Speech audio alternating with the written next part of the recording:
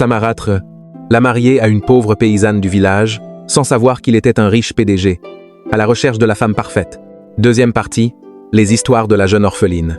Nelson la guide jusqu'à une propriété anglaise avec une grande porte noire et un cours magnifiquement entretenu avec une fontaine. Cependant, il n'a pas emménagé dans la maison principale, mais dans une petite bâtiment propre à l'arrière, appelé les quartiers des garçons. Nelson explique qu'il travaille comme agent de sécurité pour un généreux qui lui offre un logement gratuit pour Ogechi. Bien que modeste, cet endroit est un véritable palais comparé à la cuisine poussiéreuse où elle avait l'habitude de dormir. Elle commence à ressentir une paix intérieure qu'elle n'a pas connue depuis des années, réalisant que Nelson n'a aucune intention de la maltraiter.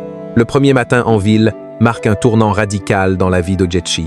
Elle se réveille, non pas au son des cris, mais à l'odeur du petit déjeuner que Nelson lui prépare. Ce geste de simple gentillesse la contrarie. Peu après, Nelson l'emmène rencontrer son patron, Madame Nelson, une femme élégante et chaleureuse qui l'accueille avec une douceur maternelle. Ogechi est frappé par le luxe de la maison principale, mais surtout par l'esprit de paix qui y règne.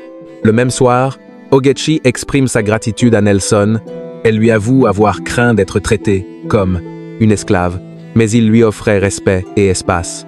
Nelson révèle alors qu'il l'admirait, en secret depuis son premier jour à la ferme, mais qu'il craignait le rejet de son père en raison de sa pauvreté apparente. Il lui assure qu'il ne la brusquera jamais et qu'il souhaite fonder leur relation sur la confiance. Un mois plus tard, les talents culinaires et la nature travailleuse des Ogechi sont remarqués par Madame Nelson. Lorsque la cuisinière habituelle de la maison part à l'étranger, Madame Nelson propose à Ogechi un emploi avec un salaire mensuel.